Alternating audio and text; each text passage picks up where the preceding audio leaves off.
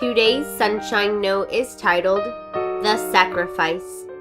And he took bread, gave thanks, and broke it, and gave it to them, saying, This is my body which is given for you. Do this in remembrance of me.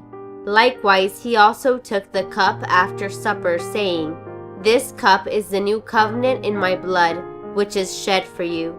Luke chapter 22, verse 19 and 20. I think the speaker was trying to get us to see communion in a new light, but it just didn't seem right. I sat at a long table with the rest of my friends in Bible class, but instead of the traditional bread and grape juice, our speaker brought pizza and root beer. Somehow that was not special to me, and as I look around at my classmates, I don't think it was special to them either.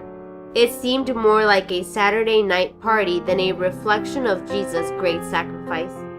Why did Jesus ask us to eat bread and drink grape juice in remembrance of Him? It is because He wanted us to remember the sacrifice He made to save us. Here is a glimpse of His great sacrifice for you and me. Traditionally, before the Romans executed a criminal, they would strip the prisoner of his clothes and tie his hands to a post. Then, as he stood there, soldiers would repeatedly whip him with all their might. The whip was especially cruel. It was leather strips with large pieces of sheep bones or iron balls braided in. The sharp objects would cut to the bone, and soldiers would whip the prisoner just short of killing him. They did this to Jesus. Then Jesus was paraded in front of a whole group of soldiers that had gathered.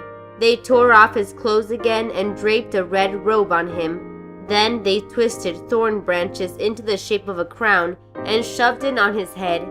They placed a staff in his hand and knelt down in front of him in mock worship of his royalty.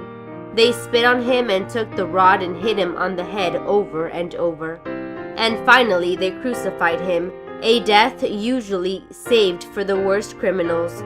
Soldiers hammered large spikes into Jesus' wrists and feet, nailing him to a cross, and then stood it up for all to see. There he died an agonized death, so that you and I could live forever. The next time you take part in communion, when you eat the bread that is a symbol of his body broken for you, and drink the juice that is a symbol of his blood shed for you, remember. Remember what he did for you. Remember how much he loves you. And he took bread, gave thanks, and broke it, and gave it to them, saying, This is my body which is given for you. Do this in remembrance of me. Likewise, he also took the cup after supper, saying, This cup is the new covenant in my blood, which is shed for you. Luke 22, verse 19 and 20. May God bless you today.